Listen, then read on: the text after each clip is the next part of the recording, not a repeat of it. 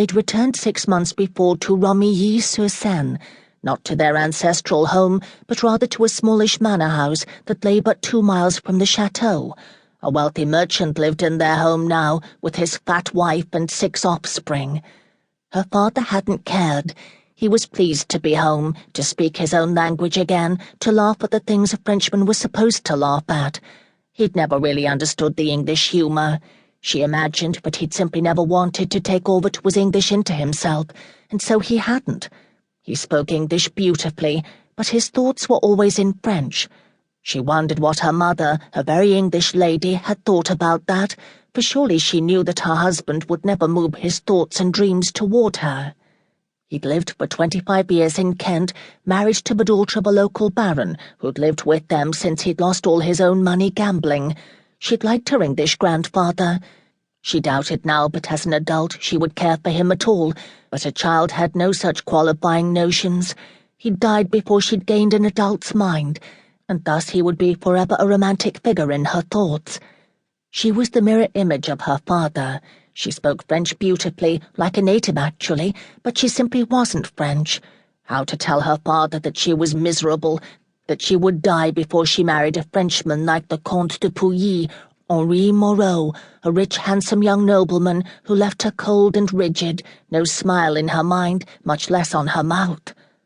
The evening had been long and trying, largely because Henri, for no good reason she could think of, had determined with appalling certainty that Evangeline would make him the ideal wife.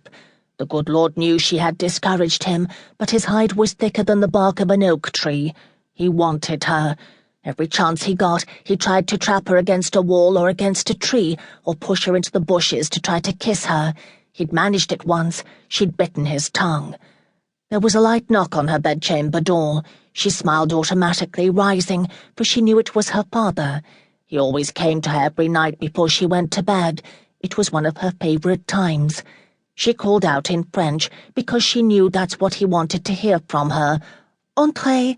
Her father, Guillaume de Beauchamp, the most handsome man she'd ever seen in her life, strode through the bedroom door like a warrior he really wasn't.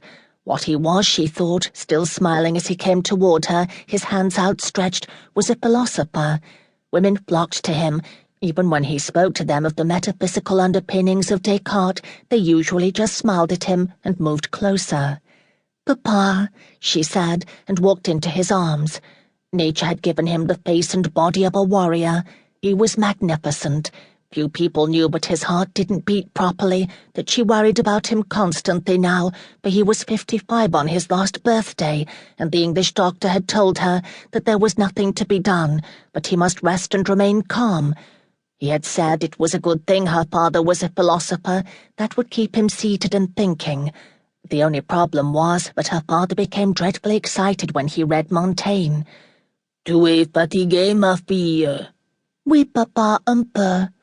And she thought to herself, yes, she was tired, but she was more than just a little tired. All of her was tired and dispirited. She turned to her maid. "Marguerite, c'est assez, laissez-nous maintenant." And again, as she always did when she spoke French, she thought in English. "Leave us now, that's enough." Marguerite's plump fingers battered a final wrinkle before she gave Monsieur de Beauchamp a lustful look, hummed her good nights, and closed the door after her. They grinned at each other, listening to Marguerite's humming as she walked down the narrow corridor to the 3rd floor. "Ah, papa, assieds-toi." She eyed him closely as he sat on the other chair in her bedchamber. She took a deep breath and said in English, "You had so many of the ladies after you this evening." He sighed, seeming not to notice her shift, and replied in French, "Even if they are with their husbands, they feel compelled to flirt with me. It's very distressing. I simply don't understand, Evangeline. I do nothing untoward to bring them to me." She laughed, unable not to.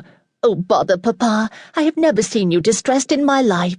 You adore the attention, and you know very well that all you have to do to bring the ladies to your side is to simply look straight ahead with no expression at all on your face. You could probably be drooling, and they would still come to you. Now tell me, did you speak only about your philosophers when the dozen ladies told you how very handsome you were?"